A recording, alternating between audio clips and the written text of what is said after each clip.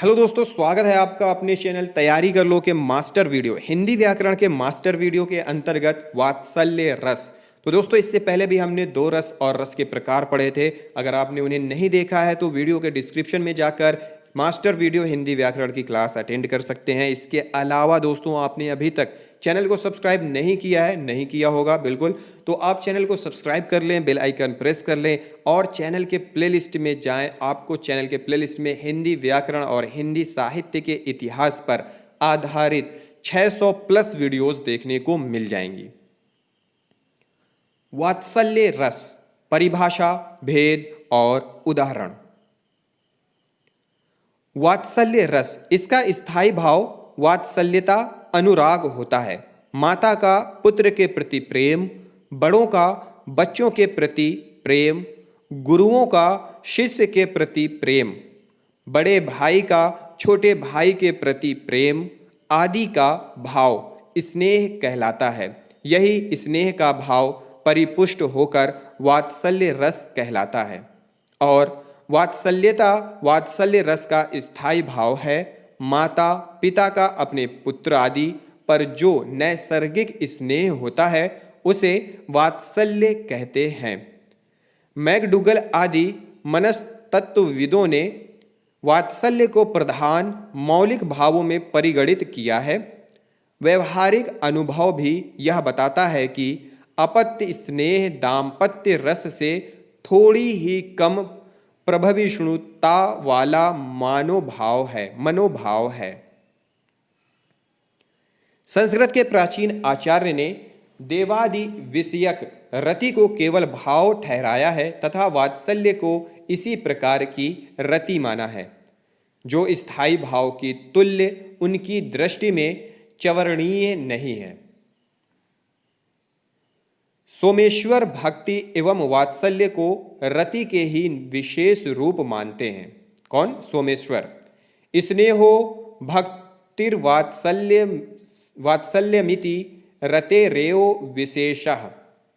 लेकिन अपत्य स्नेह की उत्कटता, आस्वादनीयता, पुरुषार्थोपयोगिता इत्यादि गुणों पर विचार करने से प्रतीत होता है कि वात्सल्य एक स्वतंत्र प्रधान भाव है जो स्थायी ही समझा जाना चाहिए।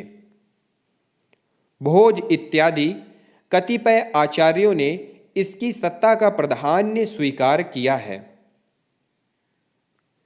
विश्वनाथ ने प्रस्फुट चमत्कार के कारण वात्सल्य रस का स्वतंत्र अस्तित्व निरूपित कर वात्सल्यता स्नेह को इसका स्थायी भाव स्पष्ट रूप से माना है।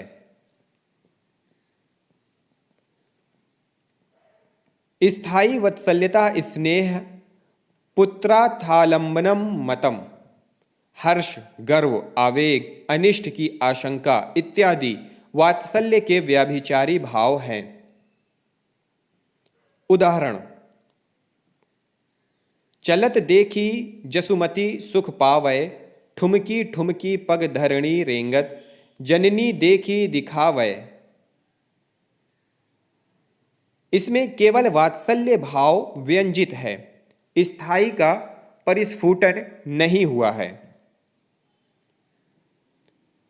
वात्सल्य रस के अवयव कौन कौन से हैं? स्थायी भाव, वत्सलता और स्नेह, आलंबन विभाव, पुत्र शिशु एवं शिष्य, उद्दीपन विभाव, बालक की चेष्टाएं, तुतलाना, हठ करना आदि तथा उसके रूप एवं उसकी वस्तुएं। अनुभाव, स्नेह से बालक को गोद में लेना, आलिंगन करना, सिर पर हाथ फेरना, थपथपाना आदि। संचारी भाव, हर्ष, गर्व, मोह, चिंता, आवेश, शंका आदि। वात्सल्य रस का उद्गम। वात्सल्य शब्द वत्स से व्युत्पन्न और पुत्रादि विषयक रति का पर्याय है। इसका प्रयोग रस की अपेक्षा भाव के लिए अधिक उपयुक्त है। कदाचित इसीलिए प्राचीन आचार्यों ने वात्सल्य रस न लिखकर वत्सल रस लिखा और वत्सलता या वात्सल्य को उसका स्थायी भाव माना है। भोजराज के अनुसार वात्सल्य रस श्रृंगार वीर करुणा द्वत रौद्र हास्य विभत्रा वत्सल भयानक शांत नामना। विश्वनाथ के अनुसार वात्सल्य रस का लक्षण स्फुटम चमत्कारितया वत्सलम च रस विदुः स्थायी वत्सलता स्नेह पुत्राद्यालंबनम मतम। वात्सल्य स्नेह इसका स्थायी भाव होता है। वात्सल्य स्नेह इसका स्थायी भाव होता है तथा पुत्रादि आलंबन। आगे उसका विस्तार देते हुए कहते हैं बालक सुलभ चेष्टाओं के साथ साथ उसकी विद्या शौर्य दया आदि विशेषताएं उद्दीपन है। आलिंगन अंग संस्पर्श सिर का चूमना देखना रोमांच आनंदाश्रु आदि अनुभव है। अनिष्ट की आशंका हर्ष गर्व आदि संचारी माने जाते हैं। इस रस का वर्ण पद्य गर्भ की छवि जैसा और देवता लोक माता या जगदम्बा है। भोजराज ने श्रृंगार को रसराज सिद्ध करने के प्रसंग में अन्य रसों की गणना करते हुए उनकी संख्या वत्सल रस को मिलाकर 10 बताई है, जिससे स्पष्टतया ज्ञात होता है कि उनके समय तक वात्सल्य रस के उद्गम को भी मान्यता प्राप्त हो चुकी थी। विश्वनाथ के साहित्य दर्पण में जिस सांगोपांग रूप में इसका निरूपण हुआ है उससे ज्ञात होता है कि काल क्रम में इसको अधिकाधिक मान्यता एवं विकास प्राप्त होता गया। ऐसा प्रतीत होता है कि वात्सल्य रस का उद्गम स्रोत दृश्य काव्य में ना होकर श्रव्य काव्य में निहित है। भरत मुनि के नाट्य शास्त्र में ऐसा कोई सूत्र नहीं जिससे इसकी सिद्धि हो सके। 8 नाट्य शास्त्रों के साथ शांत के मिलाने पर अधिक से अधिक 9 रसों को ही स्वीकृति उसमें मिलती है। वात्सल्य रस का उद्गम भामह, दंडी, उद्धट और रुद्रट जैसे आलंकारिकों द्वारा मान्य ग्रेयस नामक अलंकार से वात्सल्य रस के उद्गम का कुछ संबंध संभव दिखाई देता है। प्रेयः प्रीयत राख्यानम कहकर दंडी ने प्रेयस अलंकार को प्रीति भाव से संबंध बताया है। उद्धट ने इसका जो उदाहरण दिया है उसमें सुतवालभ्यान्नी विशेषा स्पृहावती मृग की गोद में बैठे मृग शावक का भावपूर्ण चित्र समाविष्ट है, जिससे प्रेयस के वात्सल्य भाव होने का आभास मिलने लगता है।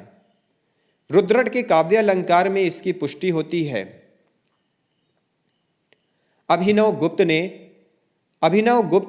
अभिनव भारती में 9 रसों की चर्चा करने के उपरांत अन्य रसों की संभावना का संक्षिप्त उल्लेख तथा अपनी ओर से उनका खंडन करते हुए लिखा है कि बालस्य माता पित्रादौ स्नेहो भवे विश्रांता, अर्थात माता पिता के प्रति बालक के स्नेह का अंतर्भाव भय में हो जाता है। वृद्धस्त पुत्रादावपि द्रष्टव्यम, अर्थात इसी प्रकार वृद्ध का पुत्रादि के प्रति स्नेह देखा जाना चाहिए। अभिनव गुप्त से सहमति रखकर ही कदाचित मम्मट ने काव्य प्रकाश में लिखा है रतिर्देवादि विषया व्याभिचारी तदांचितः भावा प्रोक्तः। मम्मट के रस निरूपण से पूर्व तद्विशेषानाह की व्याख्या करते हुए बालबोधिनी टीकाकार ने जो टिप्पणी दी है उससे पूर्वोक्त प्रेयस विषयक अनुभानाश्रित धारणा प्रत्यक्ष हो जाती है। जिस रस का स्थायी भाव स्नेह हो उसको प्रेयांश कहते हैं और इसी का नाम वात्सल्य है। किसी की सम्मति है कि एक श्रृंगार रस ही रस है। किसी ने प्रेयांश दांत उद्धत के साथ वर्णित 9 रस को द्वादश रस माना है। स्पष्टतः ही टीकाकार ने यहाँ भोजराज की मान्यता का संदर्भ देते हुए प्रयांश को ही वात्सल्य बताया है, जिसका संकत वात्सल प्रकृत्य के रूप में सरस्वती कंठामरण में ही मिल जाता है। संस्कृत काव्य शास्त्र में वात्सल्य की स्थिति किस प्रकार एक अलंकार से बढ़ते बढ़ते रस तक पहुंच गई, इसका कुछ आभास उपर्युक्त विवेचन से हो जाता है। वात्सल्य रस का स्थायी भाव। वात्सल्य रस के स्थायी संबंध में भी कहीं कहीं भिन्न मत व्यक्त किया गया है। कवि कर्णपूर ने ममकार को मंदार रंद चंपू के रचयिता ने कार्पण्य को इसका स्थायी भाव माना है। प्रारंभ में वात्सल्य का अंतर्भाव श्रृंगार के अंतर्गत ही किया जाता रहा, क्योंकि वात्सल्यता रति का ही एक विशिष्ट रूप है। सोमेश्वर ने रति के 3 भेद बताते हुए लिखा है, स्नेह, भक्ति, वात्सल्य रति के ही विशेष रूप हैं। तुल्यों की अन्योन्य रति का नाम स्नेह, उत्तम में अनुत्तम की रति का नाम भक्ति और अनुत्तम में उत्तम रति का नाम वात्सल्य है। काव्य प्रकाश की काव्यदर्श टीका। यहाँ स्नेह, भक्ति और वात्सल्य में भेद किया गया है। इससे वात्सल्य भक्ति की भावना का विलोम सिद्ध होता है। उत्तम और अनुत्तम शब्दों से कदाचित श्रेष्ठता का अर्थ न लेकर छोटे बड़े का अर्थ ही लिया गया प्रतीत होता है। रीतिकाल में वात्सल्य रस। केशवदास, चिंतामणि, भिखारीदास आदि प्रायः सभी प्रमुख रीतिकालीन काव्याचार्यों ने वात्सल्य रस की उपेक्षा की है। उन्होंने इस रस में साहित्य दर्पण का उदाहरण सामने न रखकर 9 रसों की रूढ़ परंपरा का पालन किया है। भारतेंदु ने अवश्य अपने नाटक नामक ग्रंथ में अन्य रसों के साथ वात्सल्य को स्थान दिया है, पर उसका कारण भिन्न है। भारतेंदु ने वात्सल्य के साथ दास्य, सख्य और माधुर्य की भी गणना की है, जिससे प्रकट हो जाता है कि उन्होंने इसकी अवतारणा गौड़ीय संप्रदाय के भक्ति शास्त्र के आधार पर की है, जो उनके समय तक वैष्णव भक्ति के क्षेत्र में प्रायः सर्वमान्य हो चुका था। भक्ति शास्त्र के अनुसार भी वात्सल्य भाव ही सिद्ध होता है, क्योंकि रस तो भक्ति स्वयं ही है, जो उक्त चारों भावों के द्वारा भावित होता है। सूरदास का वात्सल्य रस। सूरदास द्वारा इस वात्सल्य भाव का इतना विस्तार किया गया है कि सूर सागर को दृष्टि में रखते हुए वात्सल्य को रस न मानना एक विडंबना सा प्रतीत होता है। हरिऔध ने मूलतः इसी आधार पर वात्सल्य को रस सिद्ध किया है। यही नहीं, उन्होंने वात्सल्य को विभत्स, हास्य आदि अनेक रसों से तर्क सहित श्रेष्ठ सिद्ध किया है। कृष्ण लीला के अंतर्गत सूर का वात्सल्य वर्णन रसत्व प्राप्ति के लिए अपेक्षित सभी अंगों पांगों को अपने में समाविष्ट किए है। दूसरे भक्ति की दृष्टि से वात्सल्य सूर का अपना भाव नहीं है। अतएव सूरसागर में नंद, यशोदा तथा अन्य वयस्क गोपियों का बालकृष्ण के प्रति प्रेम, आकर्षण, खींच, व्यंग्य, उपालंभ आदि सब कुछ वात्सल्य रस की ही सामग्री है। तुलसीदास का वात्सल्य रस। तुलसी का गीतावली, कृष्ण गीतावली तथा कवितावली में रामचरितमानस से श्रेष्ठतर वात्सल्य रस की कविता मिलती है। आधुनिक काल में वात्सल्य रस हरिऔध के प्रिय प्रवास और मैथिली शरण गुप्त के साकेत तथा यशोधरा में नई भूमिकाओं में वात्सल्य का उद्रेक प्राप्त होता है। कदाचित किसी प्राचीन संस्कृत या हिंदी के आचार्य ने वात्सल्य रस के भेदोपभेद करने की चेष्टा नहीं की है। कारण स्पष्ट है कि अधिकतर उसे रस ही नहीं माना गया है।